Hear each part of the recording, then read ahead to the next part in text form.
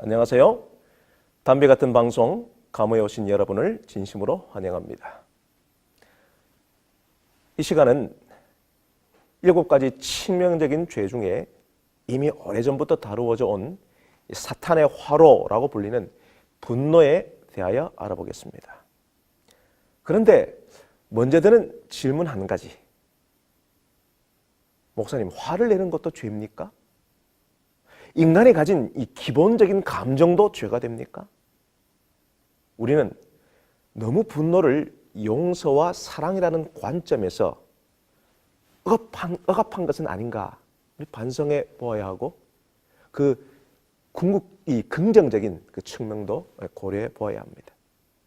왜냐하면 행동으로 나타나지 않는 분노는 이 소위 뒷담화로 나타나기 때문에 우리 사회는 분노에 대해서는 정죄하면서도 이 뒷담화에 대해서는 서로 관대하기 때문입니다.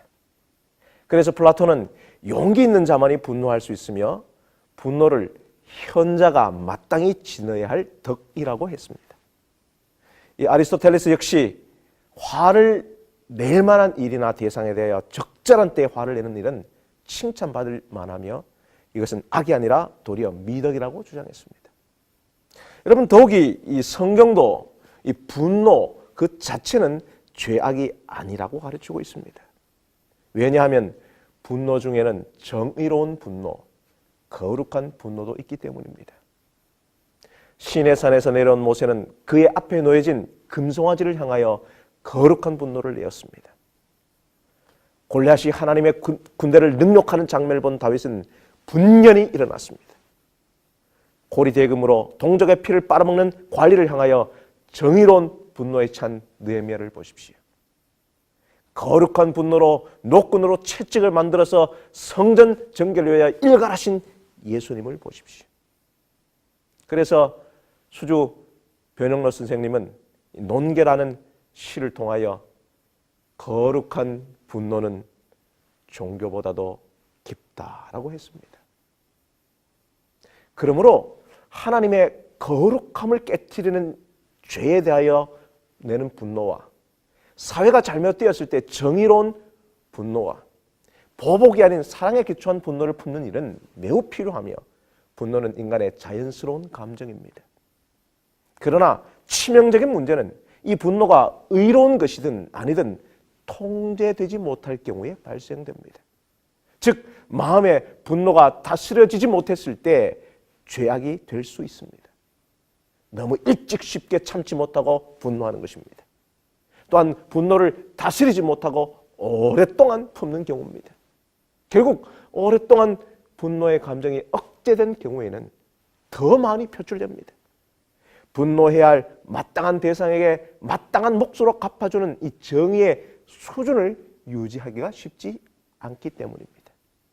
본래 가졌던 의로웠던 분노가 변질되어 불의를 변역하는 데 그치지 않고 상대방을 미워하고 원수로 만들고 자신은 철저하게 의롭다고 생각하며 점차 도를 넘어 과격하게 더 많이 분노하는 것입니다. 이 분노가 극에 달하면 이성을 잃게 된다는 말은 분노에 대한 욕망으로 정신이 한 곳으로 몰린다는 뜻입니다.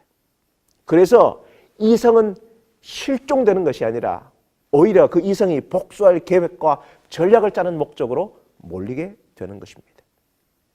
다스려지지 못한 분노에서 태동하는 복수는 그래서 강력하고 집요하며 사악하게 발전합니다. 그러므로 분노는 인간이 낼 수 있는 최대치 악에 집중되기 때문에 분노를 다스리지 않고 방치하거나 방임한다면 우리는 지옥으로 가는 문을 열어놓고 사는 것과 다름없게 되는 것이지요. 여러분, 현 시대는 분노의 시대입니다. 민족 간에, 종교와 종교 간에, 특정 집단에 대하여, 그리고 개인과 개인 간의 보복운전, 층간소음, 인터넷과 이 SNS의 이 욕설과 인신공격 등 일상에 분노가 넘쳐납니다. 여러분, 러시아 화가 일라 레핀이 그린 이반 뇌조와 그의 아들 이반을 보십시오. 순간의 분노를 참지 못하고 아들을 때려 죽인 아버지의 넋이 나간 그 표정에서 분노의 참담한 그 결과를 읽을 수 있습니다. 그렇다면 먼저 왜 저와 여러분은 분노하며 살아갈까요? 분노의 원인은 도대체 무엇일까요?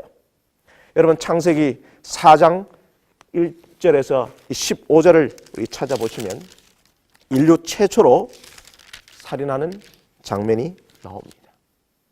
가인이 분노하여 동생 아벨을 죽입니다.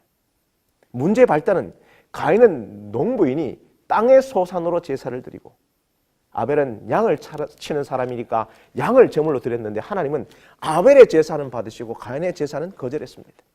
그래서 자신이 불공평하고 불공정한 대우를 받았다고 생각했습니다. 분노는 자신이 공평한 취급을 받지 못했다고 느꼈을 때 자존심 아주 상하고 모욕감을 느끼고 분노의 감정이 일어납니다. 나의 욕구가 좌절될 때에 상대방으로부터 노라고 하는 메시지를 들었을 때에 분노가 일어납니다. 또한 아벨 때문에 내가 손해를 받고 있다는 그 생각, 즉 과거에 대한 그 상처에 대한 보상 심리로 분노가 일어납니다. 결국 분노는 모든 죄의 어머니요 뿌리인 이 교만과 시기에서 나오지요. 인간을 경쟁 상대로 이해하고 상대방과 외적인 환경이 개선될 때에 자기 만족이 올 줄 알고 분노로서 선제 공격하는 것입니다. 결국 이 다스려지지 않는 분노는 행동으로 나타나고 언어 폭력으로 나타나서 상대방을 파괴시키고 결국은 자기 자신도 파괴시킵니다. 더 나아가서 이 가데스 바네아에서의 이 모세의 분노와 실수, 민수기 20장에 있는 이 장면은 결국 이 분노는 야고보서 1장 20절에 하나님의 뜻을 거스리고 하나님의 의를 이루지 못하게 하는 결과를 낳게 하는 것입니다. 자, 그렇다면 분노를 극복하려면 어떻게 해야 합니까? 첫 번째로 분노의 원인을 내 안에서 찾고 그 감정을 다스려야 합니다. 우리는 화가 나면 분노의 원인을 늘 다른 곳에서 찾게 됩니다. 야, 다 너 때문이야. 다 환경 때문이야. 분노의 원인을 상대방이나 다른 환경에서 찾게 되면 결국 가인도 하나님께 드린 그 재물의 문제가 재물의 종류가 문제가 아니라 바로 우선순위의 문제였다는 것입니다. 즉 첫 새끼를 드린 아벨과는 달리 첫 열매를 드리지 않은 자신에게 있음에도 불구하고 아벨에게 분노합니다. 그래서 하나님은 내가 분하여 함은 어찌미며 안색이 변함은 어찌미뇨. 문제는 나한테 있으면서 내가 왜 화를 내느냐고 물어보십니다. 그리고 너는 죄를 다스리라고 말씀하십니다. 왜냐하면 에베소서 4장 26절 27절을 보시면 분을 내어도 죄를 짓지 말며 해가 지도록 분을 품지 말고 마귀로 틈을 타지 못하게 하라. 성경은 분명히 분노와 죄를 구분하여 말하고 있습니다. 화가 난다는 이 분노의 감정 자체는 어쩔 수 없는 자연스러운 것입니다.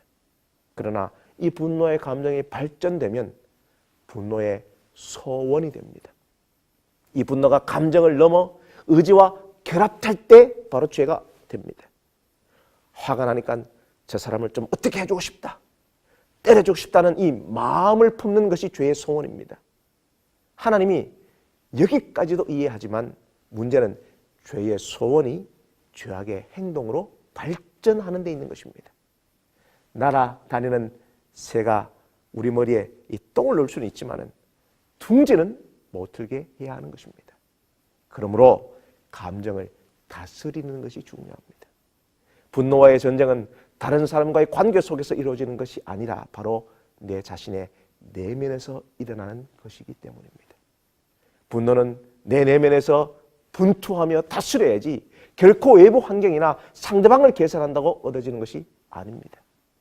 그래서 화난 감정을 소통하는 훈련이 필요합니다. 내가 싸움을 원하는 것이 아니라 화해를 원한다는 사실을 상대방이 믿도록 진심으로 대하도록 노력하고 대화해야 합니다. 그리고 더 나아가서 분노를 생산적인 에너지로 전환하도록 만들어 보십시오. 마틴 루터는 화가 나면 그 분노의 에너지를 글 쓰고 그리고 연구하는 데 몰두했다고 합니다. 두 번째로 원수 갚는 일은 나에게 속해 있지 않고 하나님께 맡기셔야 합니다. 화를 내면 일단 속이 후련해지는 것 같지만 문제는 해결되지 않고 도리어 상황을 악화시킵니다. 결국 복수는 악순환됩니다. 내가 받은 상처는 결국 내가 되돌려 줄 수 없습니다. 왜냐하면 실제 받는 만큼 정확하게 갚아지지 않기 때문입니다. 다윗도 사울에게 복수할 기회가 2번이나 주어졌지만 원수 갚는 일은 나에게 속해 있지 않다고 고백하고 하나님을 신뢰하고 다윗 자신이 분노와 심판의 주체가 되는 죄를 범치 않았습니다. 로마서 12장 19절에서 21절까지 말씀을 여러분 묵상해 봅시다. 내 사랑하는 자들아, 너희가 친히 원수를 갚지 말고 하나님의 진노하심에 맡기라. 기록되었으되 원수 갚는 것이 내게 있으니 내가 갚으리라고 주께서 말씀하시느니라. 내 원수가 줄이거든 먹이고 목마르거든 마시게 하라. 그리함으로 내가 숯불을 그 머리에 쌓아 놓으리라. 악에게 지지 말고 선으로 악을 이기라. 세 번째로 더 나아가서 용서해야 합니다. 분노를 무조건 억제하는 것은 좋은 것이 아닙니다. 실제로 분노를 다스리지 못했을 때 암이나 심장질환이나 우울증 등의 실제적인 병이 납니다. 결국 분노는 자신을 해치고 결국 언젠가는 타인을 향해 폭발합니다. 운동, 등산 등 적절한 방법으로 분노를 다스리고 조절할 수 있으나 이것은 근본적인 해결책은 아닙니다. 근본적인 해소 방법은 기도와 용서를 실천하는 것입니다. 아니 목사님, 이 방법이 아무 행동도 하지 않는 소극적인 방법 아닙니까? 아닙니다. 이 방법이 오히려 가장 적극적인 방법입니다. 분노가 치밀어 오르면 주님 앞에 가지고 나오십시오. 다 털어놓고 기도하십시오. 용서라고 하는 헬라어 아페시스는 체포된 상태에서 풀어준다는 뜻입니다. 분노의 대상자와 당사자 모두 과거의 상처에서 자유롭게 풀어주고 미래로 나가게 합니다. 여러분, 분노의 씨앗이 자라나지 못하도록 용서해야 합니다. 요셉의 생애를 보십시오. 억울한 일 많았지만 하나님의 뜻과 그 섭리를 믿고 형들을 원망하지 않고 그 가족의 미래를 위하여 용서를 실천하고 선택했습니다. 우리는 신앙의 관점이나 마음의 여유를 상실할 때에 내가 불공정하게 대우받고 있다는 사실 하나만으로 우리는 흥분하고 화를 냅니다. 하지만 여러분, 솔직하게 용서를 실천하기란 참 힘든 일입니다. 용서는 인간의 힘으로는 참 불가능한 일입니다. 그것은 오직 하나님의 선하심을 믿는 믿음에서 나오는 의지를 통해서만 가능한 일입니다. 그렇게 주님은 용서를 명령하셨고 우리는 그 명령에 전 의지를 다하여 순종해야 하는 것입니다. 그렇기에 용서는 믿음의 본질이요 기독교 영성의 바로 핵심입니다. 더 나아가서 용서는 예수님이 누가복음 17장에 말한 것처럼 제자도의 핵심, 제자의 당연한 임무입니다. 용서했다고 칭찬받는 부가적인 덕목이 아니라 오히려 용서를 행하지 않으면 제자의 신분의 박탈당하는 엄중한 임무임을 여러분 기억하시고 용서를 실천하십시오.